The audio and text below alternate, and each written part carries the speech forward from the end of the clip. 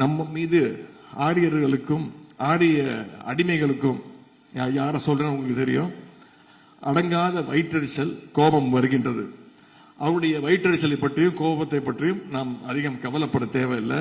நம்முடைய தமிழ்நாட்டுடைய வளர்ச்சியை பொறுத்துக் கொள்ள முடியாம, தமிழ் பண்பாட்டுடைய காவலாக விளங்குகின்ற இந்த ஆட்சியை பொறுத்துக் கொள்ள முடியாம இன்றைக்கு எதிர்கட்சிகள் கலங்கி போயிருக்கிறாங்க.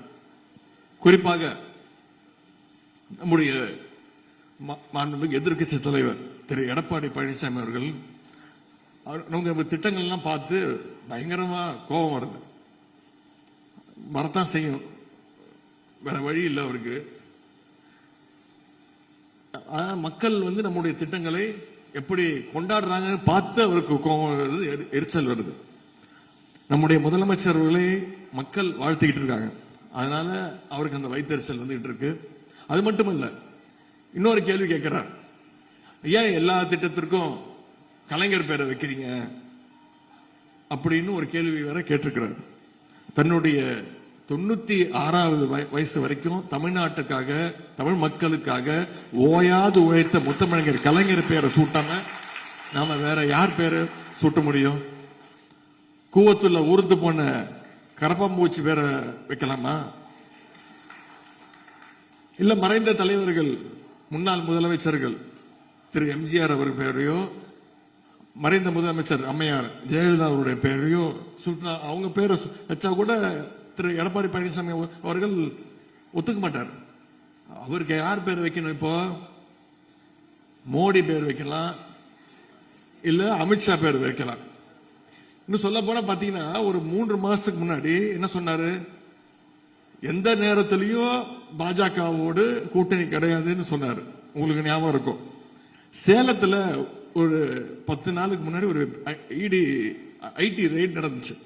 ரெய்டு நடந்து அடுத்த நாளே சொல்லிட்டாருங்க, கூட்டணி பத்தி இப்ப பேச முடியாது, தேர்தல் நெருக்கத்துல இதை பத்தி பேசிக்கலாம் அப்படின்னு சொல்லிட்டார். இன்னும் சொல்ல போனா இன்னும் ஒரு ரெய்டு நடந்தா போதும், அதிமுகவை பாஜகவோட இணைச்சாலும் இணைச்சிருவாரு. அந்த அளவுக்கு தான் இருக்கிறது இன்னைக்கு அதிமுகவோட நிலைமை. இன்றைக்கு உதயநிதி ஸ்டாலின் நிறைய பேசுறார். இன்றைக்கு கூட நான் வரும்போது செய்தி பார்த்தேன். எடப்பாடி பழனிசாமி பொறாமையில பேசிட்டு இருக்காரு, திமுக ஆட்சியில் நிறைய திட்டங்களை நிறைவேற்றிட்டோம், அது அவர்களால் பொறுத்துக் கொள்ள முடியல. என்ன திட்டத்தை நீ கொண்டாந்த? இப்படி நான் பேசிய திட்டங்கள் ஒன்றாவது நீங்கள் கொண்டு வந்து நிறைவேற்றிருக்கீங்களா? எவ்வளவு திட்டத்தை நான் சொன்னேன், இன்னும் நிறைய இருக்குது. கிட்டத்தட்ட 2 மணி நேரம் ஆகும் நான் சொல்லி முடிக்கிறதுக்கு. நான் முதலமைச்சர் இருந்த காலத்தில் கொண்டு வந்த திட்டம் மட்டும் இவ்வளவு, அம்மா முதலமைச்சர் இருந்த காலத்தில் கொண்டு வந்த திட்டம் இன்னும் ஏராளம். எந்த திட்டமே கொண்டாடாத, மக்களை ஏமாற்றி கவர்ச்சிகரமா பேசி ஆட்சிக்கு வந்த பிறகு மக்களை மறந்த அரசாங்கம் திமுக அரசாங்கம், திமுக கட்சி. திரு உதயநிதி அவர்களே, உங்க தாத்தா பேர் வைப்பதற்காக என்னை பற்றி விமர்சனம் செய்தீர்கள். என்ன அரசாங்கத்தினுடைய பணம் உங்களுடைய சொந்த பணமா? மக்களுடைய பணம்.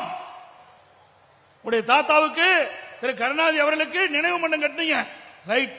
ஒரு முதலமைச்சர் இருந்தாரு, ஒரு கட்சியுடைய தலைவராக இருந்தாரு, கட்டு ரைட். அவருக்கு 82 கோடி ரூபாயில நடுக்கடல்ல கொண்டு பேனா வைக்கிறீங்க. எழுதாத பேனா எங்க வச்சா என்ன? அதற்கு 82 கோடி தேவையா? அரசாங்கத்துடைய பணம் எப்படி வீணடிக்கிறார் என்பதை எண்ணி பார்க்க வேண்டும். இதைத்தான் நான் கண்டிக்கிறோம். ஏன் உங்களுக்கு பேனா வைக்க வேண்டும் என்றது உங்களுக்கு எண்ணம் இருந்தா, திரு கருணாநிதி அடக்கம் செய்த நினைவு மண்டபத்திற்கு பகுதியிலே பக்கத்திலேயே ஒரு 2 கோடியில் ஒரு பேனா வச்சுட்டு போங்களே. ஏன் 82 கோடி ரூபாயில விவசாயிகள் இருந்தது, பொதுமக்களிடத்திலிருந்து வசூலித்த வரி பணத்தின் மூலமாக 82 கோடி செலவழிக்கிறீங்க வீணா? இல்ல உங்க அறக்கட்டளையில் இருந்து செலவு செய்யுங்களே. ஆயிரக்கணக்கான கோடி திரு கருணாநிதி குடும்பத்திற்கு அறக்கட்டளை இருக்குது, அந்த அறக்கட்டளையில ஆயிரக்கணக்கான கோடி பணம் இருக்குது. அதிலிருந்து நீங்க அந்த நிதி எடுத்து செலவு செய்யலாமே. அதற்கு மேலாக கார் பந்தயம், நாட்டுக்கு கார் தேவையா? கார் பந்தயம் தேவையா? இங்க இருக்கிறவங்களுக்கு பல பேருக்கு காலுக்கு போட செருப்பு கூட இல்லாத இருக்கிறார். நம்முடைய விவசாயி, நம்முடைய பெண் தொழிலாளர்கள் வெயிலையும் மழையிலையும் இரவென்று பகலென்று பாராம ரத்தத்தை வேர்வையாக சிந்தி உழைக்கின்ற அந்த பெண்களுக்கு காலுக்கு காலணி கூட இல்லாத இருக்கிற நேரத்தில் நூற்றுக்கணக்கான கோடி செலவு செய்து கார் பந்தயம் நடத்த வேணுமா? அதுக்கு தான் நீங்க அரசாங்கம் நடத்துறீங்களா? அதுக்கு தான் உங்களுக்கு ஓட்டு போட்டு மக்கள் உங்களை ஆட்சி அதிகாரத்தில் அமர்த்துறீங்களா? இதை கேட்டா கோபம் வருது.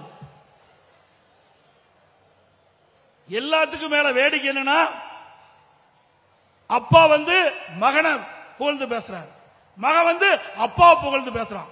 இந்தியாவிலேயே இப்படிப்பட்ட அவல ஆட்சி தமிழகத்தில் நடக்குது. திரு ஸ்டாலின் உதயநிதி புகழ்ந்து பேசுறாரு, திரு உதயநிதி அப்பாவை புகழ்ந்து திரு ஸ்டாலினை பேசுறாரு. இதுதான் வேடிக்கை.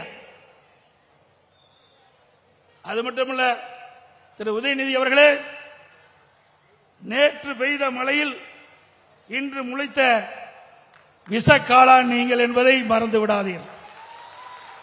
நீங்களே எங்களுக்கு அறிவுரை சொல்ற, அண்ணா திமுகவில் 50 ஆண்டு காலம் இந்த கட்சியில இருந்து பணியாற்றியவன், பல்வேறு நிலையில இருந்து பல்வேறு பொறுப்புகளை பெற்று பணியாற்றியவன்.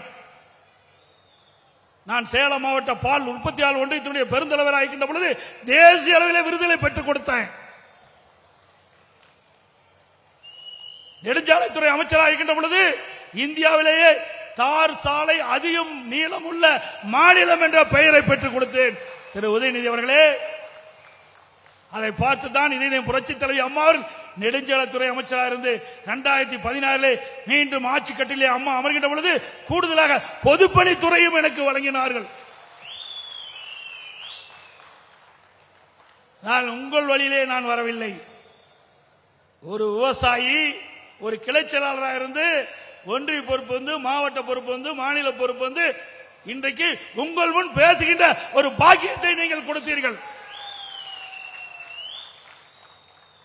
நீங்க அப்படியா வந்த திரு கருணாநிதி முதலமைச்சர், பிறகு அவருடைய மகன் திரு ஸ்டாலின் முதலமைச்சர், இப்போ திரு உதயநிதி, திரு கருணாநிதி பேரன் திரு ஸ்டாலினுடைய மகன் துணை முதலமைச்சர்.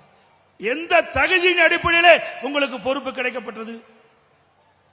என்ன திமுக உழைத்து விட்டீர்கள்?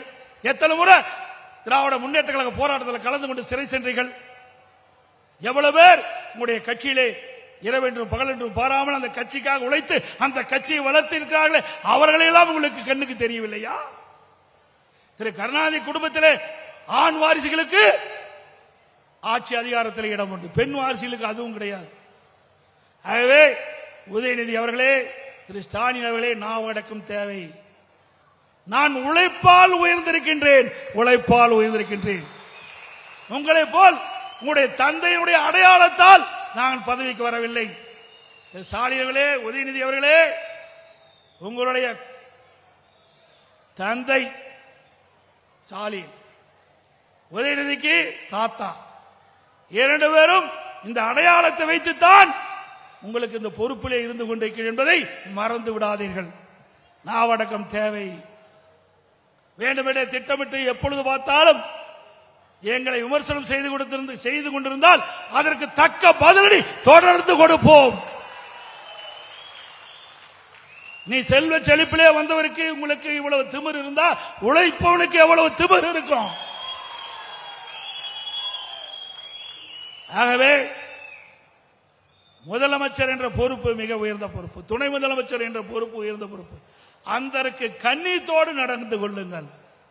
உங்களுக்கு ஒரு வாய்ப்பு கிடைத்திருக்கின்றது. ஏதோ கொல்லைப்புறத்தின் வழியாக ஆட்சிக்கு வந்து விட்டீர்கள். ஆட்சிக்கு வந்த பிறகு மக்களுக்கு என்ன சேவை செய்ய வேண்டும் என்று எண்ணி பாருங்கள். அதெல்லாம் கிடையாது. குடும்பத்துக்கு சேவை செய்ய தான் திரு கருணாநிதி குடும்பம் இருந்துட்டு இருக்குது.